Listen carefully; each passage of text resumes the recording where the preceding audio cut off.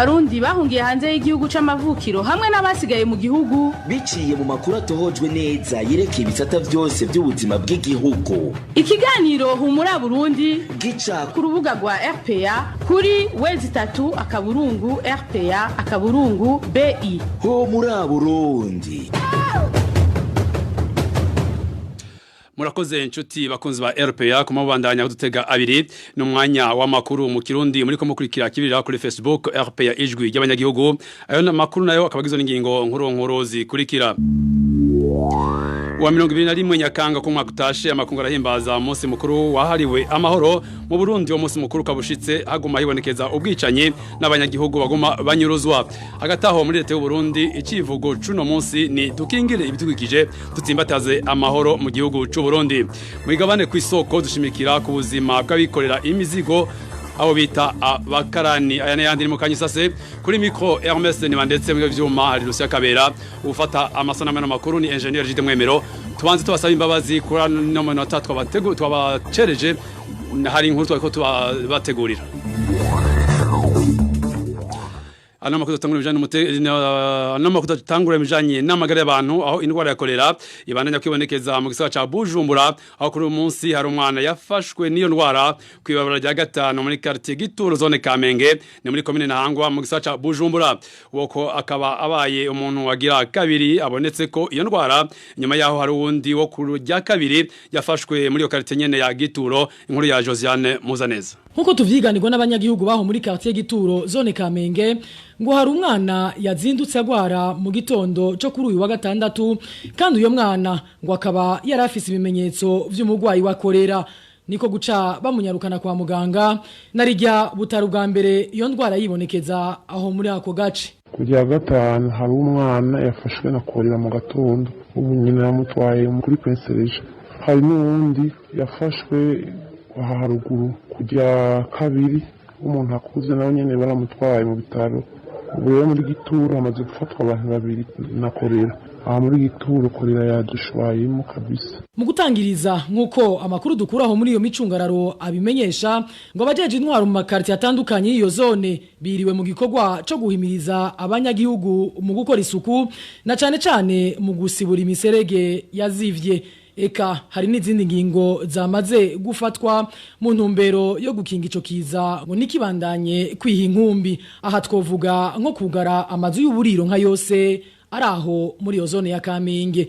Tubibutse ko kuva mu ntango zino ndwi abantu barenga 60 aribo bamaze kumenyekana ko bafashwe n'indwara ya kolera mu gisagara ca Bujumbura. Benshi muri bo bakaba bavuye mu makartier ari ku nkengera z'igisagara. Josiane Muzaneza muri politike naho kuwa 2021 Nyakanga ko makutashe no munsi mukuru mpuzamakungu wahariwe amahoro mu gihugu c'u Burundi. Uwo munsi ushitse abantu birirwa barabagandagurwa banyuruzwa bakaburwa irengero. Bamwe abanyagihugu bo mu ntara zitandukanye baganiriye na RPA ijwi ry'abanyagihugu baremeza batarya umunwa ko mu Burundi atamahoro ahari namba kurikirana aba banyagihugu. Igihugu c'u Burundi yaje zose kiretse umuntu atonga cyangwa irumba ibira muri iyo mvura ko mu gihugu c'u Burundi hari amahoro. N'abitwa yuko ari ku ntwaro bavuga ko nabo nyine nta mahoro bafite nyine agenda yishyiriye ibikoresho by'igihugu usanga bicunga umuntu umwe cyangwa umugwi w'abantu gusa abandi uko nta mahoro ariho arico kumva ngo naka abuze irengero ubundi ngo twumva ngo afunze hanaka ariyo ntaronka uburenganzira bwo kumurabika no kunamara ntashemeye cyane kubera abo basha kumva hirya no hino ibira byatowe cyangwa abantu bashamiranye ugasanga abantu bariko barapfa mugabo nawe biri uko si ku mugaragaro mugabo mara ntashemeye cyane nk'uko babivuga usanga bitandukanye byose mu ntara kubera ko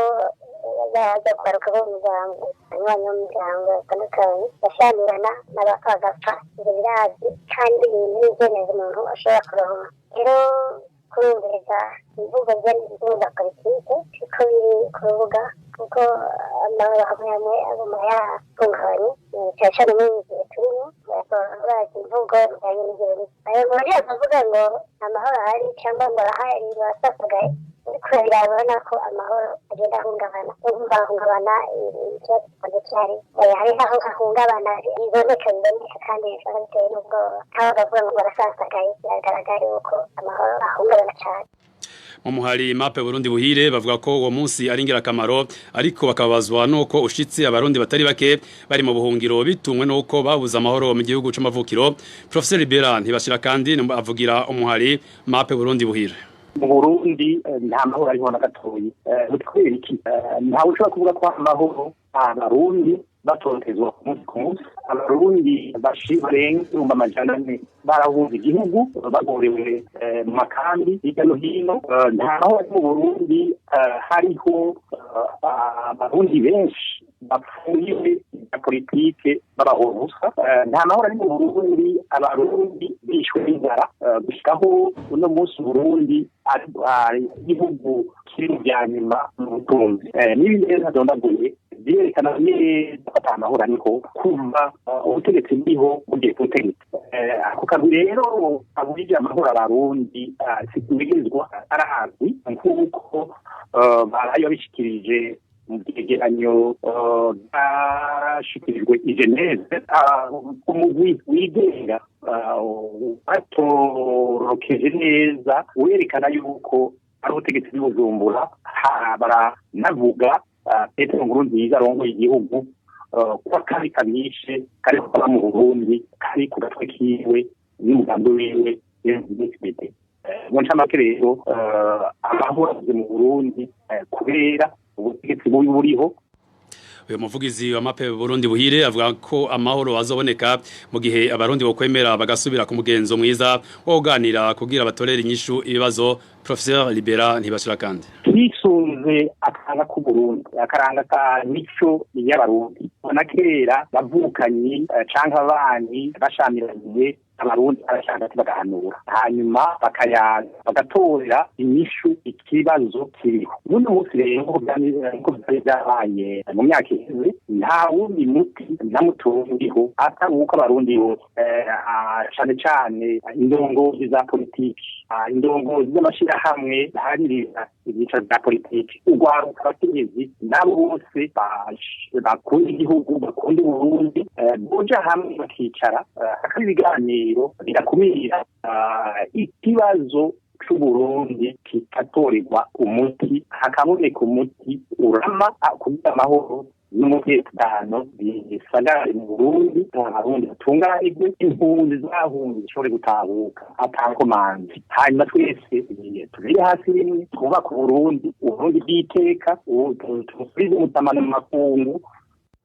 Hagataho leta y'Ibujumbura yashimye guhimbaza uwo munsi ku civugo kira tuti dukingire ibidukikije dutsimbataze amara mu Burundi. Kurikirana Eliza Nkelabirori umwunganizi w'umushikanganje ugateka akazi na muntu.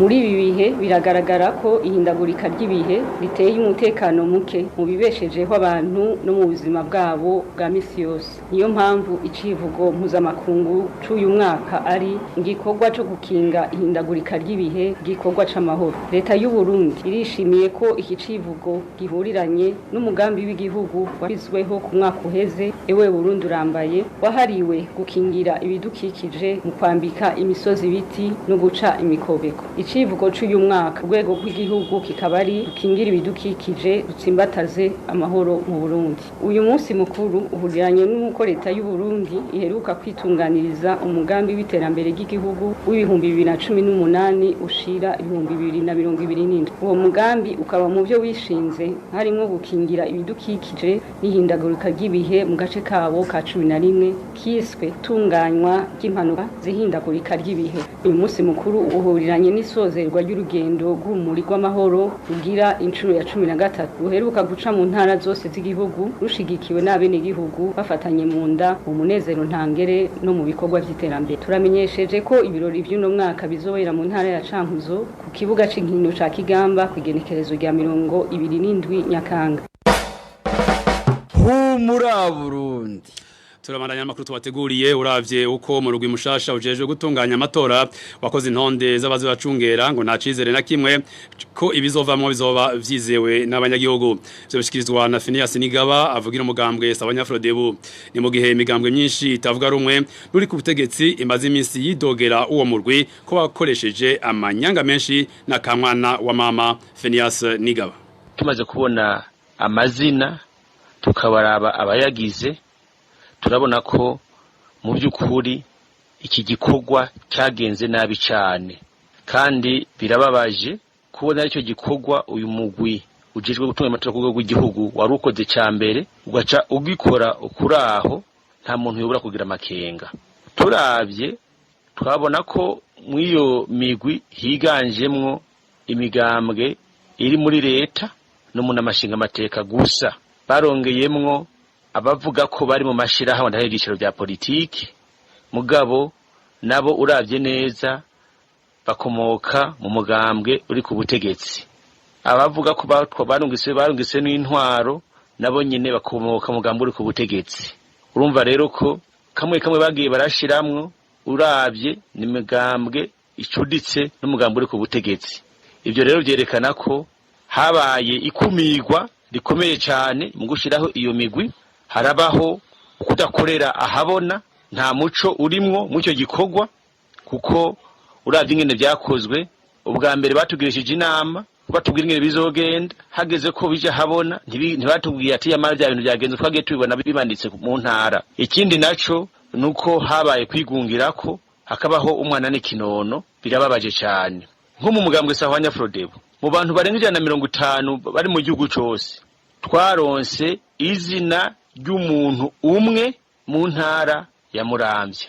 Urumva ko arakamaramaza, ni ibintu bibabaje aho bene amatora cyane n'imigambwe bakumirwa izuba riva, bakazana abantu bagashaka ngo amatora tugirwe n'umugambwe umwe niyo nabo bacuditse. Ibyo rero muri demokarasi siko bigiye byatuza kugenda, ari naco gitwa twandikiye iketi umukuru w'umuguje gutunganya amatora ku rwego rw'igihugu kugira ngo tumwereke utwo tunenge, tumusaba ko yodukosora kugira ngo uko bahora baririmba ko amatora azogenda neza, ko bahora baririmba ko bavuga ko bifuza ko abagira icyo batera mu by'amatora bazoyaga bagahana ijambo, bibonekere mw'ivyo bikorwa ariko barakora. Ahandi ho ni kuvuga ko bizova mu matora bitozokwizegwa kuko umuntu atanguye nabi igikorwa cya mbere biboneka neza ko nibikorwa bizokurikira byose atawobyizera.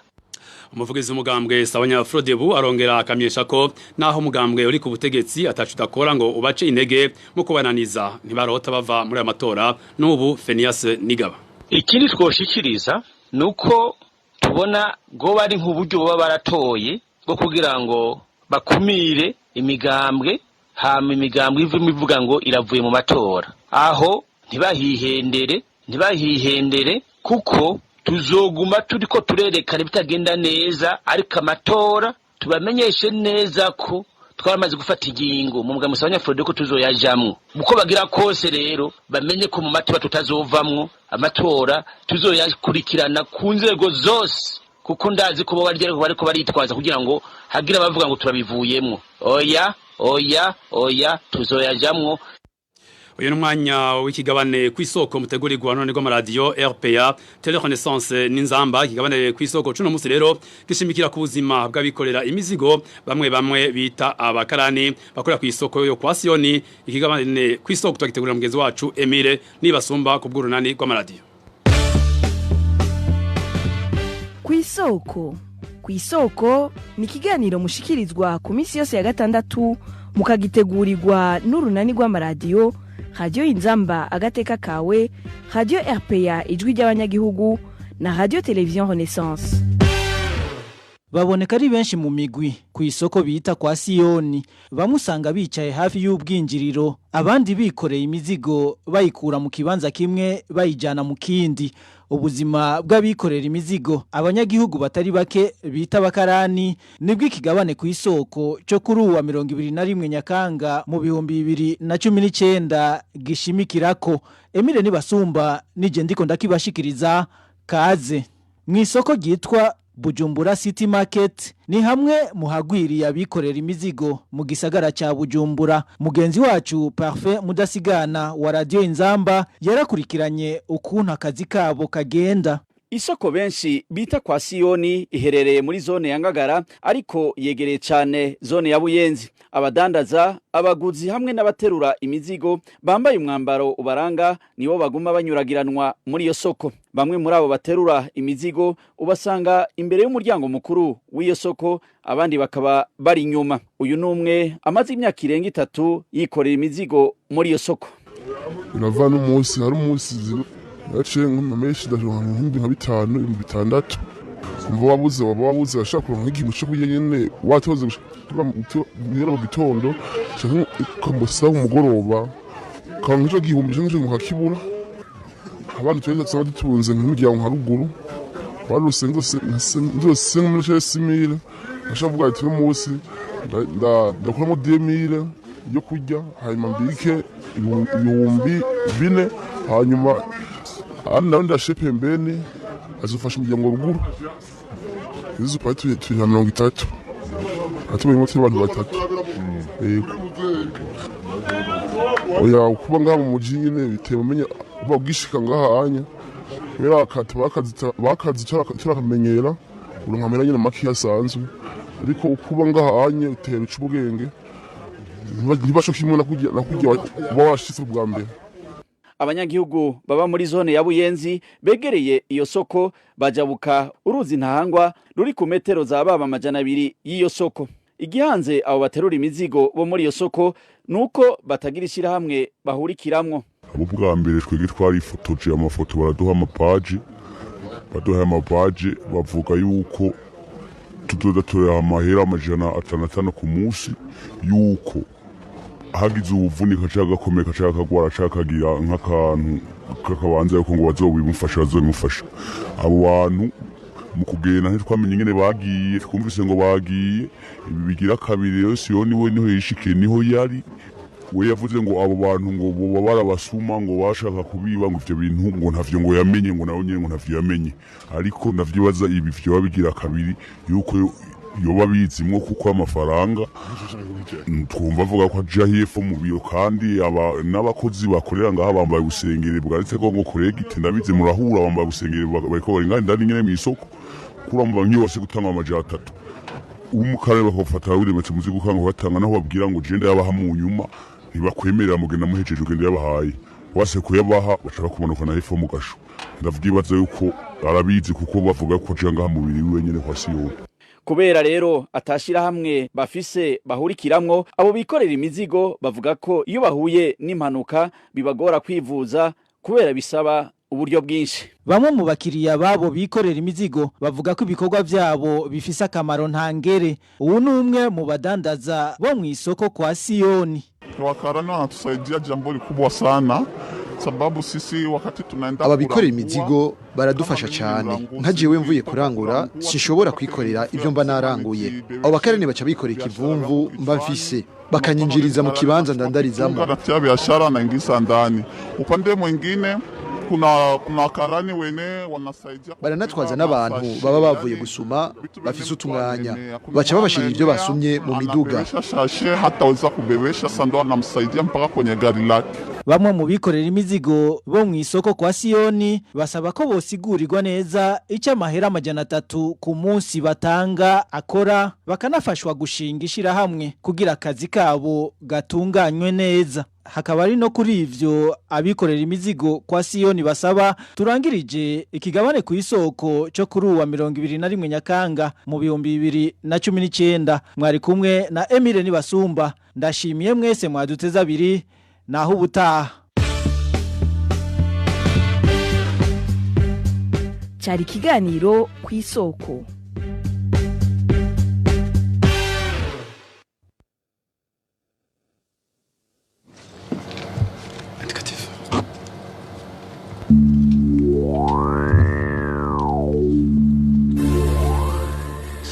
Nino ngaha nshuti bakunzi mba RPA amakuru twateguriye kuri no gatandatu agarukiye tushimire bagenzanje bakoze ishobozi yose kugira ngo ano makuru ashoboye kuboneka twabe dushimire kandi duse kabere mu bw'ivyuma dushimira kandi na engineer Jude Mwemero yakoze ishobozi yose kugira ngo amasana y'ano makuru ashoboye kuboneka kuri mikro mwari kumwe na Hermes ndetse twifurize uwa gatandatu mwiza.